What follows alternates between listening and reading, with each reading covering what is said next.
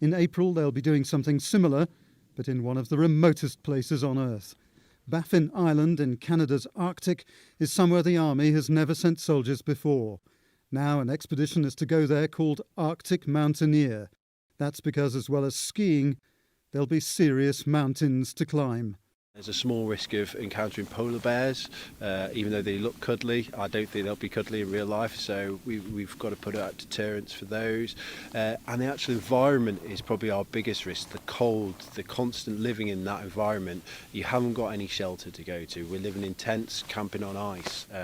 It's that inhospitable slight place. Frostbite, hypothermia and fatigue are all high on the list of Baffin Island hazards.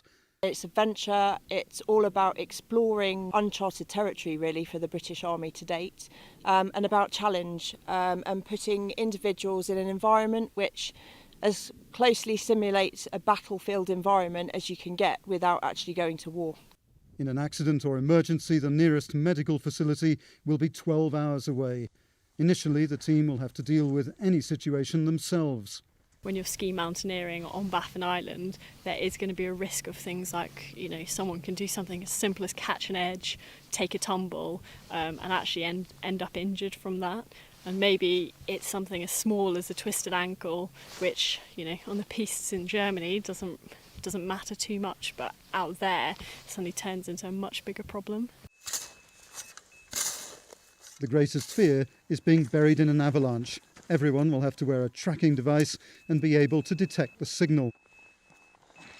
If I give this a little rock here. Knowing how to avoid avalanches and check snow for telltale signs will be crucial. There's a small amount of movement there. So that is starting to go. One expedition member is in Bavaria to train novice skiers. Major Sandy Hennis is an army reservist but no stranger to polar exploration. It's little more than a year since she was in Antarctica with the Army's Ice Maiden team. It was the largest all-female group to ski across the world's southernmost continent. Now she's heading for the opposite end of the planet. As the Arctic ice melts, she says, it may be one of the last chances to experience it.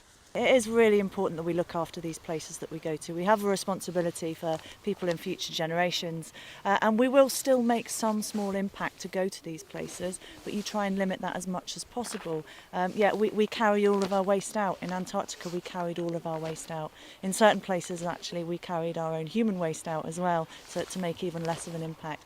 The Arctic Mountaineer expedition has taken 4 years to plan. Out of 80 applicants, a dozen reservist and regular soldiers were successful. When they return from Baffin Island, many are likely to lead future expeditions. They're certainly expected to come back as different people. The entire 12-strong team won't train together until March. The next time they meet will be in 12 weeks' time as they head for the Arctic.